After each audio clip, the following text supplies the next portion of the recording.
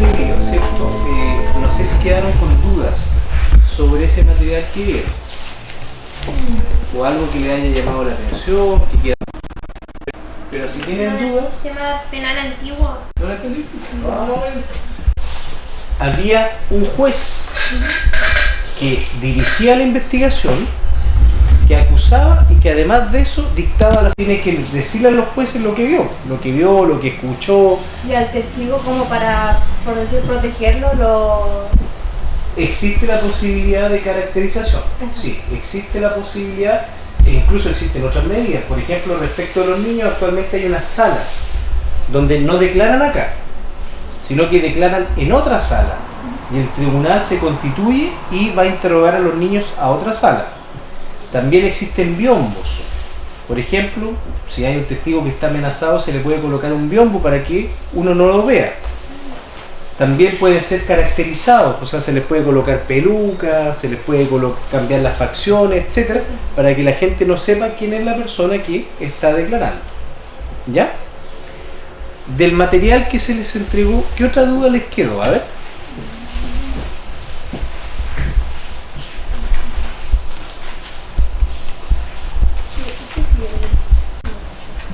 O sea, la fiscalía reúne la información y ellos esa información se la entregan a los jueces.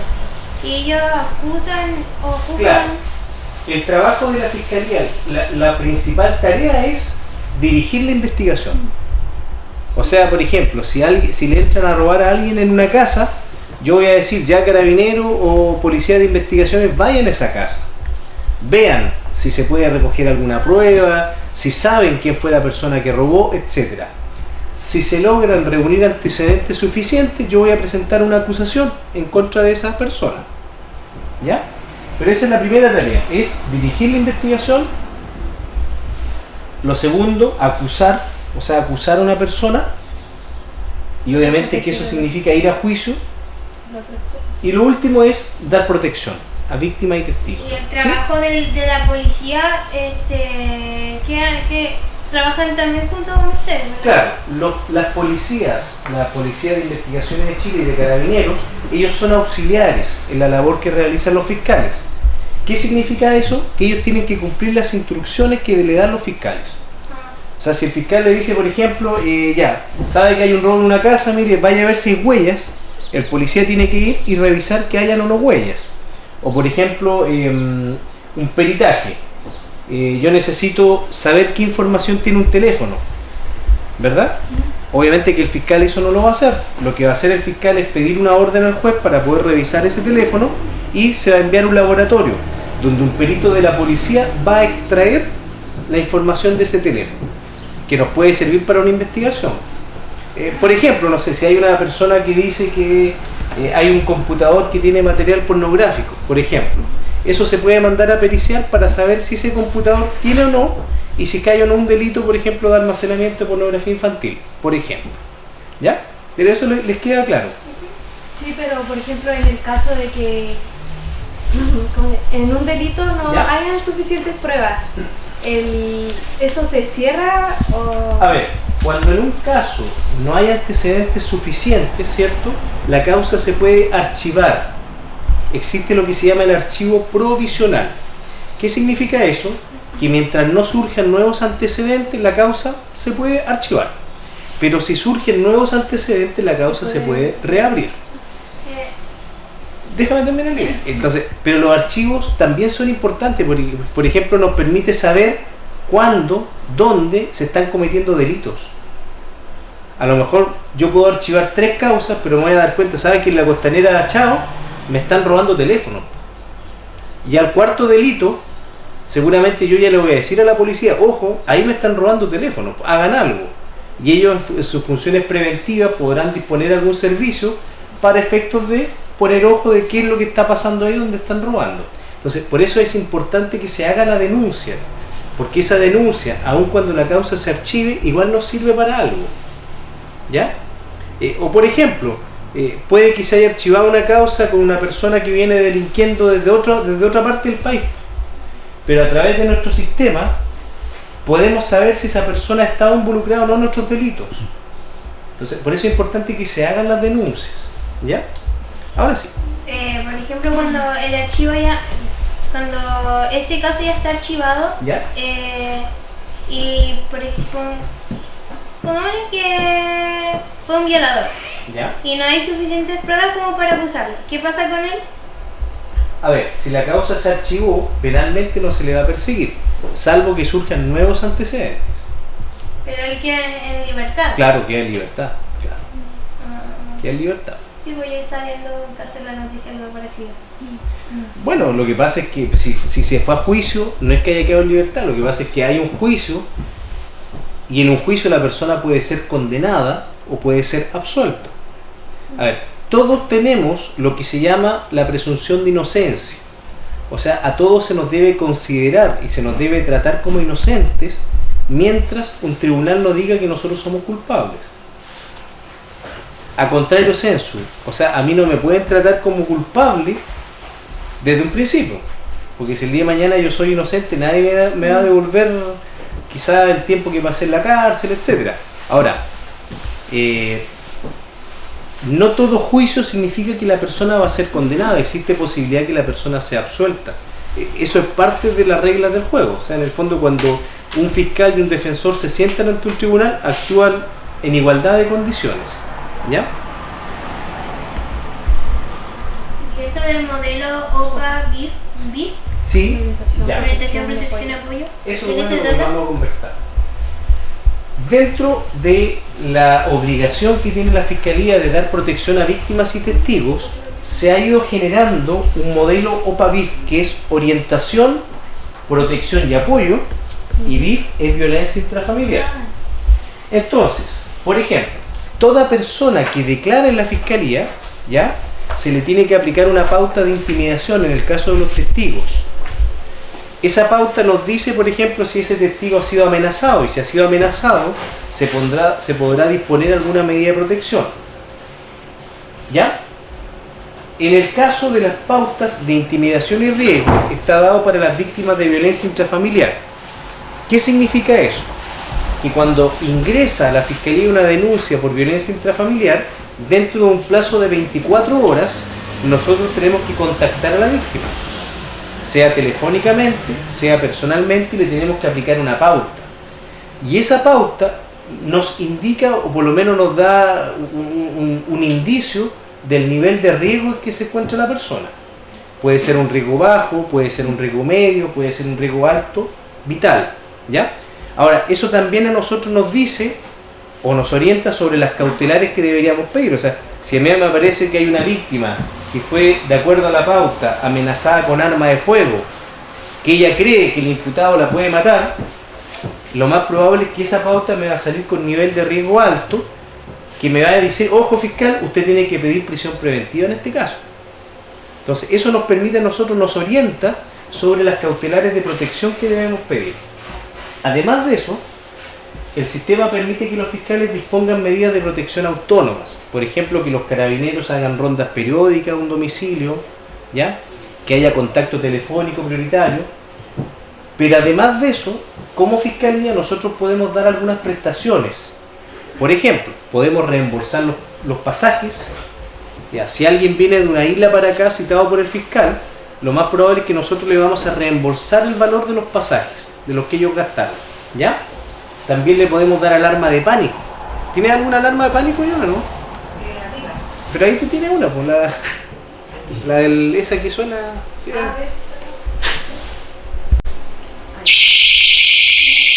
Es una alarma de pánico. Eso también se le puede dar celulares. Y de hecho acá también se han entregado celulares. ¿Ya? Pero ¿con qué fin? Por ejemplo, a ver, si hay una víctima que sufrió alguna clase de delito sexual, a lo mejor va a tener miedo a andar en la calle sola. Una alarma de pánico es re importante, porque en el fondo tú la activas, la haces sonar, solamente se tira, genera un sonido que hace que el resto de la gente pueda darse cuenta de que algo está pasando. Sí, pero El celular también. ¿Qué pasa con la víctima que no tiene celular? Que no tiene forma de llamar a Carabineros. Entonces se le deja programado inmediatamente el primer número, que es el número de emergencia, de manera tal que en caso de una emergencia la víctima automáticamente marque el número de emergencia. Hay gente que no tiene teléfonos en el fondo, y esa es una manera. También se les puede dar cargas de teléfonos celulares, ¿no? Eso también está contemplado como prestación. Las cerraduras, por ejemplo, e incluso arreglar hasta medidas de protección de casas. Hubo una causa en Quinchao fue que se colocó rejas y se colocó un sensor halógeno de movimiento. Porque era una señora que sufría algunos problemas de violencia intrafamiliar con su expareja, y el tipo iba aprovechándose que era un lugar oscuro, que la casa no tenía rejas, entonces finalmente se le instalaron rejas y se colocó un sensor de movimiento. ¿Y eso suena? No, ese no suena, entiendo, solamente era luz. Ah, Claro, luz, pero con reja. Pero ya con eso es un tema que uno se niega, porque los vecinos ven que se prendió una luz, o sea, algo está pasando. ¿Ya? No sé si tenían alguna otra duda respecto de... Así como formas de detectar a una persona que está mintiendo, por ejemplo, al confesar una verdad. Lo que ¿Tienes pasa es formas? que en la práctica la declaración que nos pueda dar el imputado muchas veces no tiene la mayor relevancia, porque la persona tiene derecho a guardar silencio. Generalmente las investigaciones o la fortaleza de las investigaciones no se fundan en lo que diga la persona acusada, sino que se funda en las pruebas que podemos reunir, los antecedentes que podemos reunir, en base a otras cosas, declaraciones de víctimas, declaraciones de testigos. O sea, la verdad es que muy rara vez, un imputado dice sí, yo fui. La regla general es que o se quedan callados guardando silencio, que es un derecho, o sencillamente le echan la culpa a otro. Pero la regla general no es que la persona reconozca, eso es la excepción, diría yo. Dígame. Entonces claro, esa es la excepción. Y contra eso... Y en el caso de que el imputado le eche la culpa a otra persona, van a buscar... Hay que investigarlo, claro, hay que investigarlo. O sea, lo mejor es tener, penalmente hablando, un relato del imputado, porque en el fondo eso se puede investigar. Si el imputado me dice, sabe que yo no fue porque yo ese día estaba en Ancud junto con Juan Pérez, bueno, sabrá que ubicar a Juan Pérez me dirá si efectivamente ese día estaba. A lo mejor Juan Pérez me dice, no, sabe que yo estaba trabajando, así que yo no estaba con fulano. Entonces, eso es parte de la investigación también, por lo que nos pueda aportar el imputado. ¿Ya? Y en el caso, por ejemplo, de que alguien esté dando su testimonio, ¿no? ¿Sí? Y no quiera hablar por miedo, ¿qué? Eso también no se da mucho, en la práctica no se da mucho también. O sea, la regla general es que la gente sí tiende a dar sus testimonios, o sea, tienden a declarar. O sea, en general, por lo menos en esta zona, yo creo que es de poca ocurrencia que la gente no quiera declarar. ¿Alguna otra duda? ¿Cuáles son los casos más vistos acá en nuestra comuna? En esta comuna los casos más vistos es la violencia intrafamiliar, derechamente. Los delitos de lesiones en contexto de violencia intrafamiliar. Eso es como lo de mayor ocurrencia. ¿Sí? ¿Se han visto casos de feminismo aquí en Chiloé? Femicismo. Bueno, de hecho nosotros el 16 de noviembre vamos a tener un juicio que es por un parricidio frustrado. Básicamente lo que se investigó ahí fue la conducta de un hijo que apuñaló a su mamá y la apuñaló, digamos, en la zona torácica anterior, superior, y para nosotros es un parricidio frustrado. O sea, el joven ya está preso hace un año y el juicio oral está fijado para el 16 de noviembre. Ahí tendremos que exponer las pruebas y el tribunal decidirá si es un parricidio frustrado o bien otro delito, ¿no? Es una figura que está contemplada dentro de las figuras de homicidio, que consiste en matar a otro. Pero en este caso el parricidio se califica, o el homicidio se califica, por el hecho de que se mata a una persona con quien se tiene cierto vínculo familiar. Por ejemplo, al padre, al abuelo, a los hijos, a los nietos, ¿ya?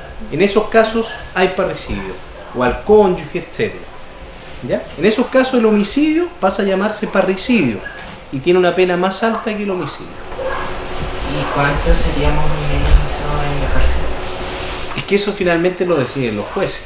O sea, no es algo que decida el fiscal. El fiscal va a solicitar una pena, pero en la práctica pueden haber atenuantes que puedan rebajar la sanción penal y eso finalmente lo deciden los jueces. No le corresponde a los fiscales. Por ejemplo, que hacen como leyes, eso de... A ver, Ley Emilia, por ejemplo. Pero la ley Emilia tiene otra finalidad. Pues la ley Emilia buscaba sancionar con mayor fuerza los delitos que se cometieron. No, por ejemplo, yo me acuerdo de uno, no sé si era Zamudio o no. Zamudio. Sí. Por eso digo, lo que hace es que hay casos que a veces se pueden archivar, se pueden reabrir. Hay casos que pueden haber pasado hace 5 o 6 años atrás y que si surgen nuevos antecedentes se pueden reabrir. También Eso había un chico que se perdió en las montañas. ¿Cómo le dijimos así? Que se perdió en el norte, en San Pedro de Atacama. Sí, Kurt. él.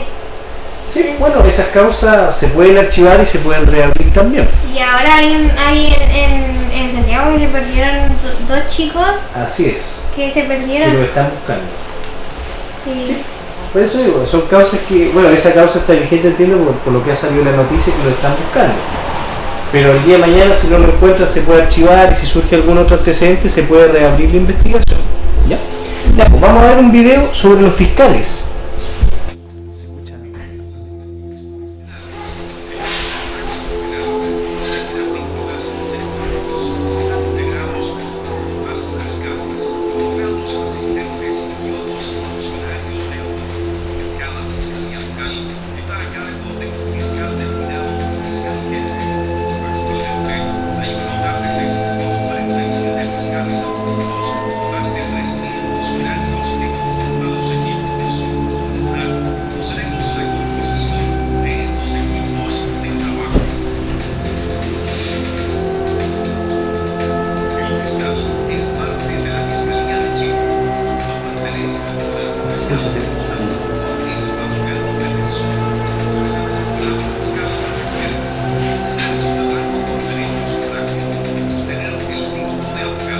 Todos los fiscales son abogados.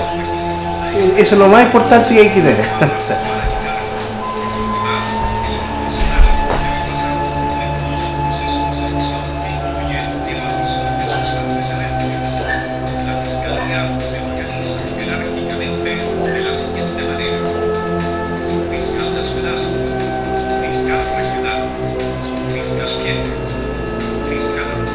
¿Cómo se llama el fiscal regional de acá? Marcos. Era súper raro que no. Emilford. Emilford, ¿ves? Serían dos, eran unos nacionales, era algo de Don Charles. Marcos Emilford Renault. El Jorge Abad Charles. Jorge Abbott, El fiscal nacional nacional. es Jorge Abbott. Así es. Bueno, en el fondo la idea era que ustedes sepan que los fiscales de partida son abogados. Los fiscales son abogados, ¿cierto? Hay que aprobar cursos, hay que dar pruebas, ¿cierto? Y después de eso se designa por parte del fiscal nacional a los fiscales, ¿ya? Veíamos que existe un fiscal nacional, que es don Jorge Abbott Charles, ¿cierto? Y a nivel de las regiones existe un fiscal regional por región, salvo en la región metropolitana, que hay 4. O sea, para estos efectos la región metropolitana se dividió en 4 zonas: oriente, occidente, norte, sur. Por cada sector un fiscal regional. De manera tal que a nivel del país son 18 fiscales regionales, ¿ya? Yo les quiero mostrar acá, en la pantalla del computador, la distribución. Dígame. Usted es fiscal, ¿verdad? Yo soy subrogante. No vamos a entrar en detalle. ¿Cuáles son los requisitos para ser ¿cómo se llama? Fiscal nacional, ¿sí? ¿O cómo era? ¿Un fiscal regional? Un fiscal regional o nacional. En la práctica son los mismos requisitos. Es ser abogado, tener experiencias para el cargo, etc. La diferencia está en el nombramiento, que en el caso de los fiscales regionales, ¿cierto? Se forma una terna por la Corte de Apelaciones respectiva, hay un concurso público donde puede postular cualquier persona que cumpla los requisitos. Se forma una terna por parte de la fiscalía, por parte de la respectiva Corte de Apelaciones, y de esa terna el fiscal nacional nombra al fiscal regional que él estime más idóneo. En el caso del fiscal nacional es diferente, ¿ya? También hay un concurso, se forma una quina, ¿ya? de esa quina la presidenta o el presidente de la República designa y después tiene que ser aprobado por el Congreso. O sea, hay otro proceso de nombramiento del fiscal. ¿Ya? Mire, yo les voy a mostrar acá, les voy a pedir que se den vuelta para acá. ¿Cómo será más fácil? ¿Ven bien todo, no? Sí. Ya. Entonces, veíamos que a nivel de las regiones existe un fiscal regional. O son dos, a ver. En el caso de esta región de los lagos, ¿cuántos fiscales regionales hay? ¿Cuántos hay? Uno, muy bien. ¿Uno? ¿Alguien dice más o no? No, solamente hay uno por región. Y en Santiago hay cuatro. Ya. En el caso de nuestra región, el fiscal regional es don Marcos Emilford Konoff. ¿Ya? Él asumió el año 2011 y ya está casi. ¿Cuánto tiempo duró un fiscal a cargo?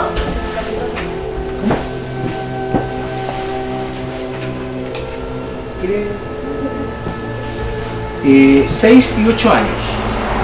Y los fiscales adjuntos pueden trabajar hasta los 75 años. ¿Ya? ¿Y tú estás leyendo?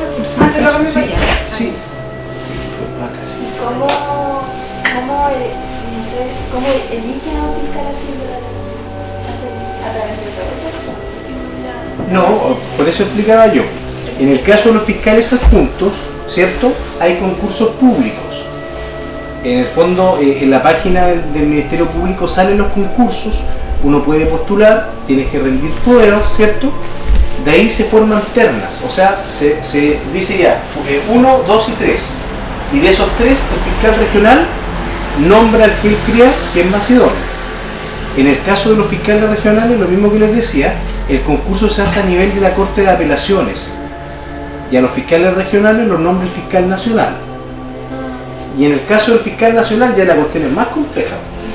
O sea, ahí se forma una quina por la Corte Suprema, la presidenta o el presidente de la República nombra uno y ese tiene que ser además aprobado por el Congreso. O sea, es un trámite bastante más complejo. Pero bueno, veamos el tema a nivel de la región. ¿Ya?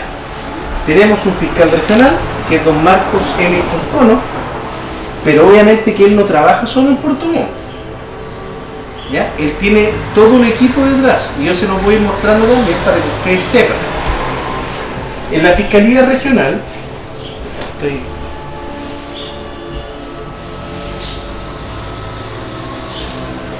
el fiscal nacional tiene un gabinete, que son las personas que están con él.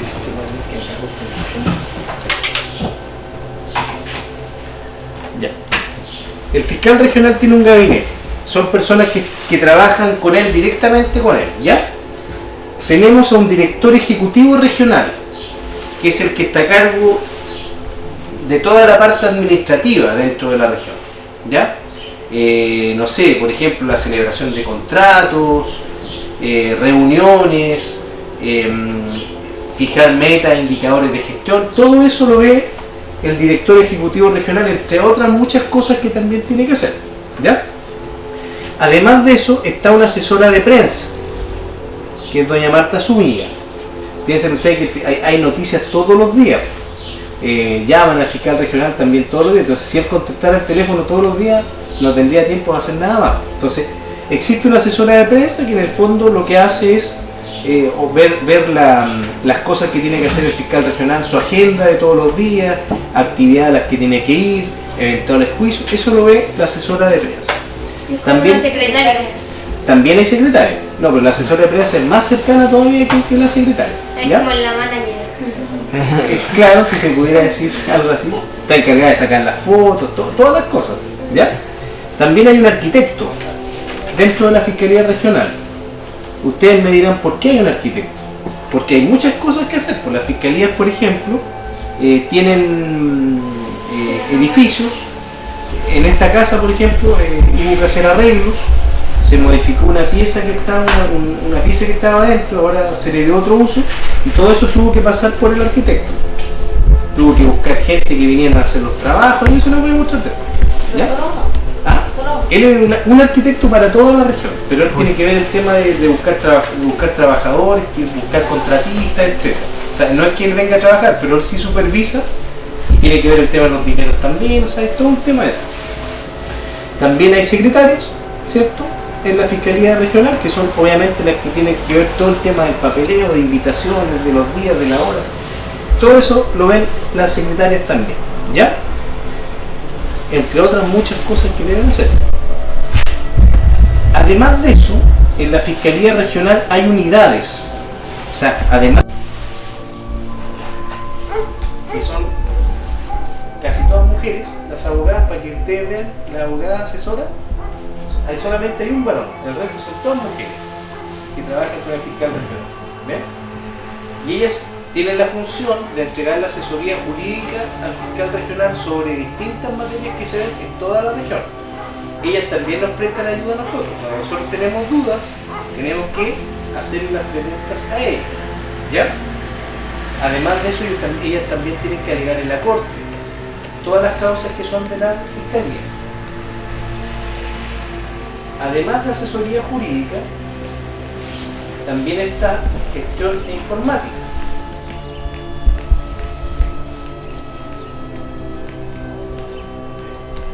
¿Ven? O sea, si ustedes ven, por ejemplo, esto es una página de internet que es de nosotros. Bueno, esto lo hacen ellos. O sea, hay todo un trabajo detrás. Nosotros tenemos varios sistemas computacionales, páginas de metas, sistema integral de gestión de personas, todo lo que otros servicios públicos hacen con papel, nosotros lo hacemos a través de internet.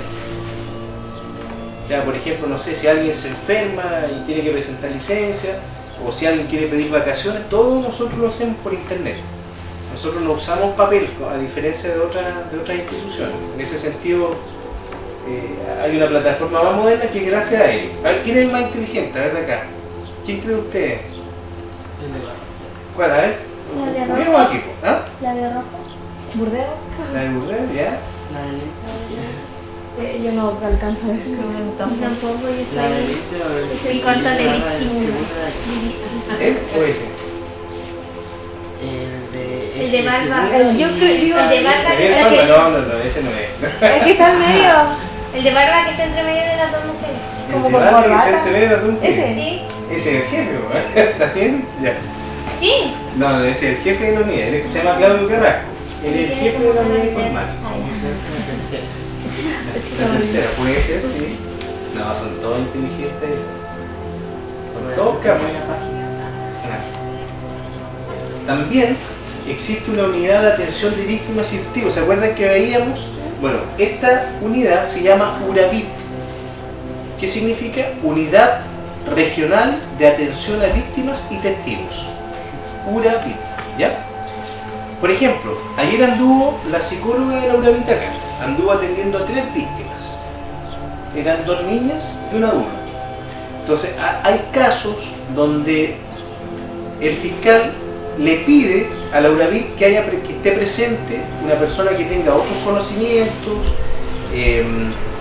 más especializados, por ejemplo, para tomar una declaración que puede ser delicada. Y ahí nosotros recurrimos a la URAVIT. Y viene la psicóloga desde Castro, ella se entrevista con la Lola, con el Lolo, y después le tomamos declaración. En el fondo, porque hay cosas delicadas que se requiere otro manejo, ya otros conocimientos. Pero además de esto, bueno, está mucho el acompañamiento a las personas a los juicios. Las víctimas a los juicios tampoco van solas. ¿Ya? En el caso de nuestra región y en general de nuestro país, son acompañados por funcionarios de la URAVIT. En casos complejos, o sea, en casos sencillos no. Pero en casos complejos donde la víctima requiere un acompañamiento especial, ahí están presentes los funcionarios de la URAVIT. ¿Ya? Finalmente, también veíamos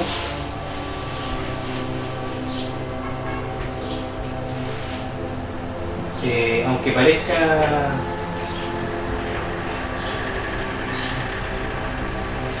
parezca crudo lo que voy a decir, pero a todos nos pagan dinero y alguien tiene que hacerse cargo, ¿cierto?, de ver el tema de los permisos, de ver el tema de los pagos, el tema del ambiente laboral dentro de la fiscalía, porque hay mucha gente que trabajamos acá, ¿ya? Y para eso está la unidad de recursos humanos y administración y finanzas. ¿Ya? Ellos se preocupan, en el fondo ellos nos simplifican un montón las cosas. Ellos se preocupan de todo el trámite de los papeles, imagínense, hay que pagar luz, hay que pagar agua, hay que pagar gas, y eso no se lleva a nivel local, en el fondo se paga, pero todo eso se ve en Puerto Montt. Claro, hay un montón de cosas que a veces no se ve, ¿ya? Pero que en el fondo eso todo se ve a través de Puerto Montt, a través de esta unidad de administración y finanzas. En el fondo, muchas veces la idea de esa unidad es que los funcionarios trabajemos tranquilos, porque a la medida que trabajamos tranquilos, ¿cierto?, podemos prestar también un mejor servicio. ¿Ya? ¿Les quedó alguna duda respecto de esto, no? Respecto de cómo está organizada la Fiscalía Regional. ¿Tiene dudas? ¿No? Entonces nos vamos a ir esperando una fecha para que podamos o puedan, yo voy a tratar de ir, ojalá que se pueda, para que podamos ir a Puerto Montt, ¿ya?, a conocer las dependencias de la Fiscalía Regional, que puedan hablar también con el fiscal regional, que le puedan hacer alguna entrevista. Me imagino que le van a preguntar por el caso Sename. Todo desconocía el tema. Bueno, pero estamos esperando la fecha de eso. Yo se lo voy a comunicar al señor San Martín oportunamente. La idea es que estudien, que lean, ¿cierto? ¿Vieron el otro tríptico, no? Sí, sí. ¿Tienen alguna duda respecto de eso?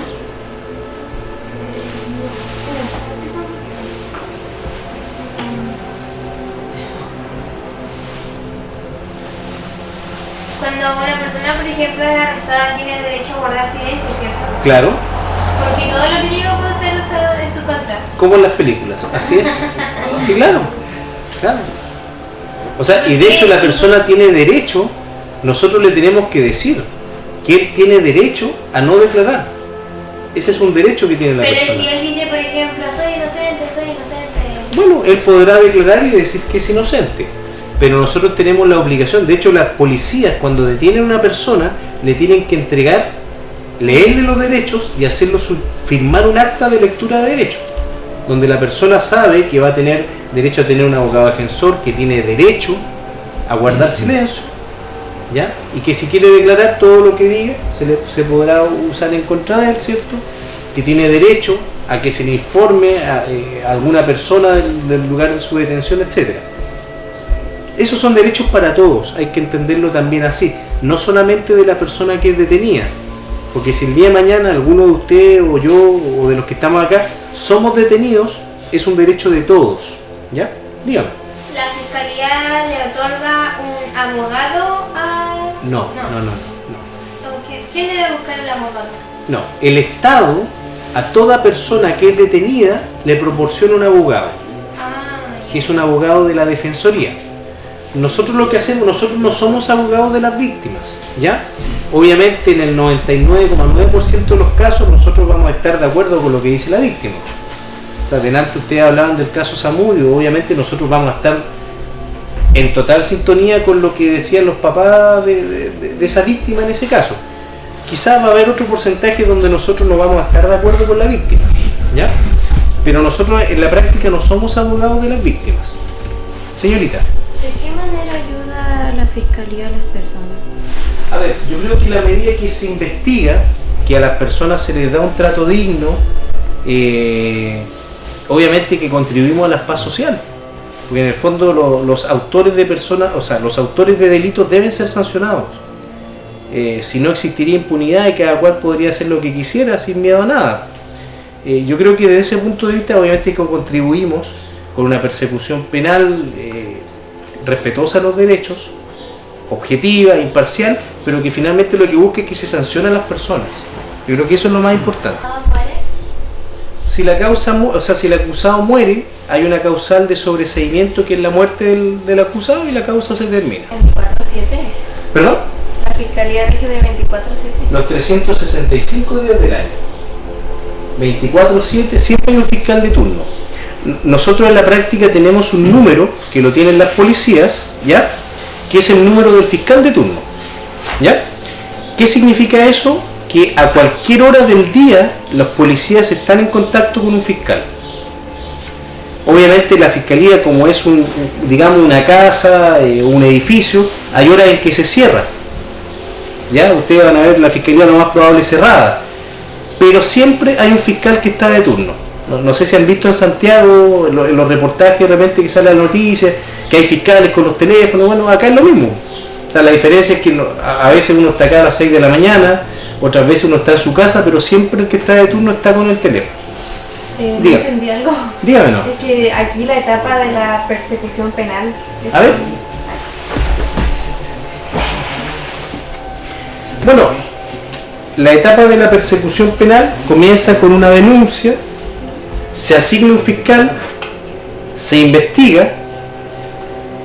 Una vez que se investigó, se cierra la investigación. Si hay antecedentes, se acusa y de ahí se llega a juicio. Esa es la etapa en el fondo. En el fondo de la práctica, yo no puedo acusar a alguien sin haber investigado antes.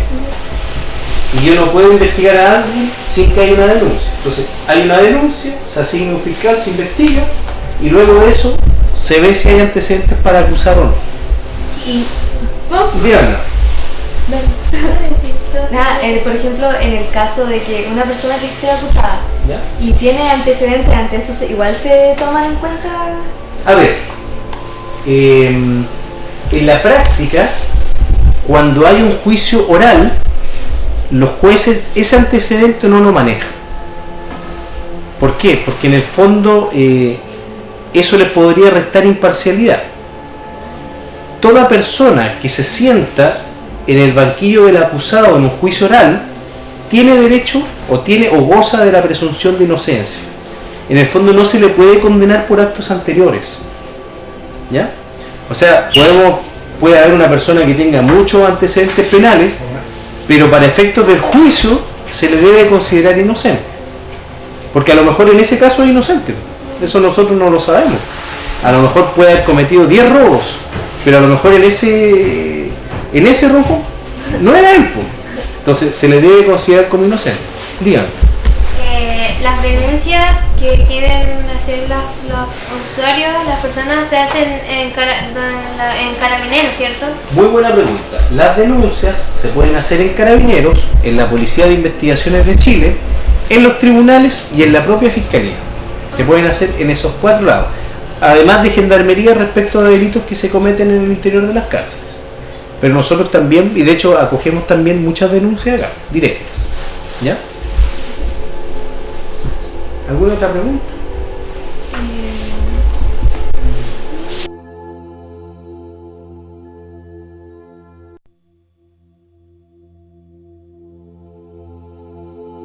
¿Cuál es su nombre? Mi nombre es Joana Reynoso Yáñez. ¿Cuál es su labor en la Fiscalía de Achao?